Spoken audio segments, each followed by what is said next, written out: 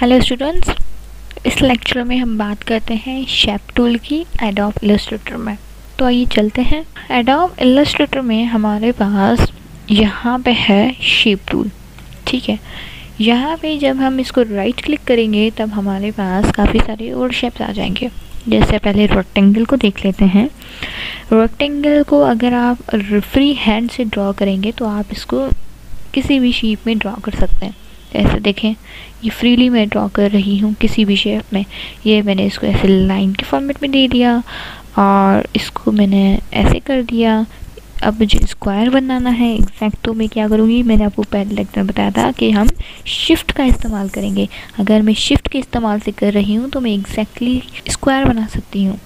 ठीक है, आपको अगर इसकी विड्थ और हाइट फाइंड करनी है तो आप इसको सेलेक्ट करके, डबल सेलेक्ट करके आप ये फाइंड कर सकते हैं कि इसकी विड्थ और हाइट कितनी है, और आप अपने हिसाब से सेट भी कर सकते हैं।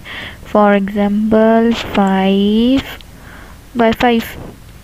ठीक है, तो ये 5x5 का सेट हो गया। ठीक है, आप इसकी देख लें, ये 5x5 है। ठीक है, ये जो अब मैंने किया, ये सिलेक्ट करके डबल क्लिक किया, तो ये आप तभी कर सकते हैं जब आप शेप टूल की मदद से उसको ऑब्जेक्ट को सिलेक्ट करके रखे हुए हैं, जब आप उसी शेप के अंदर होंगे। लेकिन अगर आप जब सिलेक्शन टूल की मदद से इसको सिलेक्ट करेंगे ना, तब आपके पास ये वाला ऑप्शन नहीं आएगा जो आपके पास पहले मैंने आपको दिखाया था, विड्थ और हाइट शो करने वाला। ये तभी आएगा जब आप उसी शेप के अंदर हैं। फॉर एग्जांपल मैंने ये सिलेक्ट किया हुआ है शेप टूल, और मुझे एक स्क्वायर बनाना है 10x10 या 15x15। ठीक है, ओफर। ठीक है, 15x15 ओके करूँगी तो ये देखिए 15x15 का बन गया।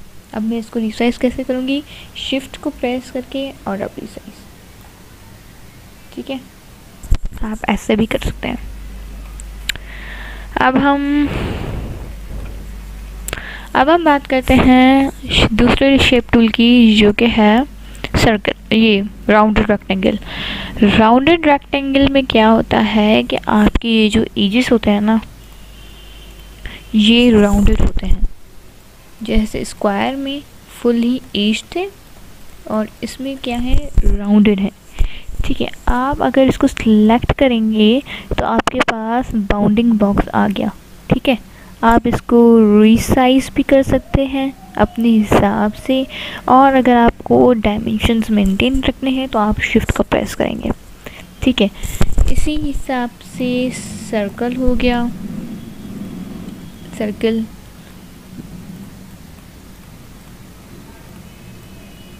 और मैंने आपको बताया था कि अगर आपको एग्जैक्ट शेप मतलब करना है ड्रॉ, तो आप कैसे करेंगे, शिफ्ट का इस्तेमाल करके फिर आप ड्रॉ करेंगे तो आपके पास एग्जैक्ट शेप बनेगी। ठीक है, और दूसरा शेप हम करें पॉलीगॉन। पॉलीगॉन क्या होता है, जिसकी 6 साइड्स होती हैं। ठीक है, 6 साइड्स होती हैं। और दूसरा इसमें क्या है, स्टार। स्टार को आप भी ड्रॉ कर सकते हैं। अगर आप स्टार में तो 5 साइड्स होती हैं। ठीक है, लेकिन अगर आपको ज़्यादा साइड्स या कम साइड्स चाहिए तो आप किस तरह से कर सकते हैं, शिफ्ट को मतलब आप इस शेप को ही सिलेक्ट करें और आप कीबोर्ड में अप और डाउन की प्रेस करें। फॉर एग्जांपल मैं देखें अप कर रही हूँ तो इसकी साइज़ इंक्रीज़ हो रही है, नंबर ऑफ़ साइड्स। ठीक है, और अगर मैं डाउन की प्रेस कर रही हूँ तो इसकी साइड्स कम हो रही है। मिनिमम जो साइड है वो है 3, जो ट्रायंगल बन रहा है हमारे पास। ठीक है, और मैं अप की प्रेस कर रही हूँ तो इसमें ज़्यादा बन रहे हैं। ठीक है, सन का लुक दे रहा है। Got it. मैं अगर तो इसमें कलर फिल करती हूँ,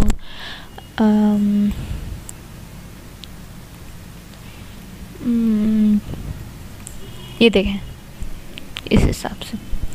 और एक लास्ट शेप इन्होंने दिया हुआ है फ्लेयर टूल। ये बेसिकली लाइटनिंग के लिए इन्होंने दिया हुआ है। ये मोस्टली यूज़ नहीं करते हम इलस्ट्रेटर में, बट इन स्टिल ये लाइटनिंग के लिए हमारे पास काम आता है। ठीक है, इसको हम देख रहे हैं आप, ये एक फ्लेयर का लुक देता है, शाइनिंग देता है। आप बल्ब जब ड्रॉ करते हैं तो उसमें ऊपर एक ग्रेडियंट लगा के फिर ये वाली चीज़ लगाते हैं और फिर इस चीज़ को सेट करके फिर वो एक, यहाँ पर फिलहाल मैंने आपको रफली एग्जांपल दिया, फिर वो आपको एक ब्राइटनेस का लुक देता है। ठीक है, अब हम बात करते हैं एक शेप की। फॉर एग्जांपल रिमूव किया इन सबको और अब एक काम करते हैं, शेप टूल में से रेक्टेंगल टूल लेके मैंने शिफ्ट को प्रेस करके एक स्क्वायर ड्रॉ किया। ठीक है, और मैंने आपको एक बताया था कि आपको जब कॉपी करना है तो आप अल्ट को प्रेस करके भी कॉपी कर सकते हैं। देखिए मैंने अल्ट प्रेस किया और मैं इसको मूव कर रही हूँ। ठीक है, किसी भी डायरेक्शन में, ये कॉपी हो गया, अंडू कर रही हूँ। अगर आपको उसी डायरेक्शन में स्ट्रेटली मूव करना है तो आप अल्ट के साथ शिफ्ट भी प्रेस करेंगे। ठीक है, ये मैंने अल्ट को और शिफ्ट को प्रेस किया हुआ है और मैं इस डायरेक्शन में मूव कर रही हूँ। सॉरी, ओके, अब मैं अल्ट और शिफ्ट को प्रेस करके इसकी ऊपर की डायरेक्शन में मूव कर रही हूँ। अब मैंने आपको बताया था कि डायरेक्ट सिलेक्शन टूल की मदद से आप एंकर पॉइंट्स को चूज़ कर सकते हैं। मैंने इन 2 एंकर पॉइंट्स को चूज़ किया और मैंने इनको यहाँ किया। ठीक है, अब मैंने इन 2 एंकर पॉइंट्स को चूज़ किया और मैंने इनको ऊपर की तरफ ड्रैग किया। ये आपको एक बॉक्स का लुक दे रहे हैं। ठीक है, अब देखें मैंने इसका डुप्लीकेट किया अल्ट की मदद से। ठीक है, आप देखें मैं यहाँ पे सिलेक्ट कर रही हूँ और मैंने माउस कर्सर से मूव किया तो इसके माउस कर्सर के अंदर जितने भी सारे सिलेक्ट हो जाएंगे वो जितने भी कैपेसिटी में आएंगे वो सारे एंकर पॉइंट सिलेक्ट हो जाएंगे। जैसे आप देख सकते हैं ये वाले सिलेक्ट हो गए और ये वाले अनफिल्ड हैं, मीन्स सिलेक्टेड नहीं हो गए। ठीक है, अब मैं शिफ्ट को प्रेस करके इसको रिसाइज कर रही हूँ ताकि इसकी डायमेंशन ख़राब ना हो। ये देखिए मैंने रिसाइज कर दिया। ठीक है, अब ये फॉर एग्जांपल मेरे पास ये बॉक्स है। ठीक है, और ये वाला जो मेरा शेप है, पहले तो एक काम करते हैं कि इसको ग्रुपिंग कर देते हैं। इस पूरे को सिलेक्ट करके Ctrl+G जब आप सिलेक्ट करते हैं तो आपके पास ये जो अलग अलग आइटम्स है ना, ये ग्रुप हो गए। अब ये देखें ये ग्रुप है, sorry, with the help of selection tool आप ये देख सकते हैं ये सारे ग्रुप्ड हैं। ठीक है, आप इनको मूव भी कर रहे हैं, कहीं से भी आप उठा लें ये साथ ही मूव करेगा। वरना आप इसको देख लें, आप मूव करेंगे तो ये देखें अलग अलग आइटम्स मूव कर रहे हैं, है ना, सारे अलग अलग। इस चीज़ से बचने के लिए हम क्या करते हैं, ग्रुप कर देते हैं, Ctrl+G, हो गया ग्रुपिंग। या फिर आप डायरेक्टली ऑब्जेक्ट्स में से जाके भी ग्रुप और अनग्रुप कर सकते हैं। ठीक है, अब देखें ये मैंने ग्रुपिंग कर दी और ये मैं इसके ऊपर इसको रिसाइज करके थोड़ा सा with the help of shift resize किया और ये मैंने इसके ऊपर प्लेस कर दिया। इसको और थोड़ा सा रिसाइज करते हैं और ये आप देख सकते हैं आपको एक बॉक्स का लुक देगा ये, है ना। बाकी सारे डायमेंशंस आप जो हैं सेट करके सही से इसको कर सकते हैं।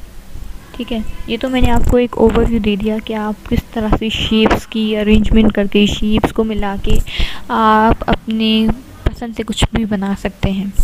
ठीक है, आप इन शेप्स को एक्सप्लोर करें और अपने हिसाब से कुछ ड्रॉ करके देखें और मुझे इंस्टाग्राम पे टैग कीजिएगा।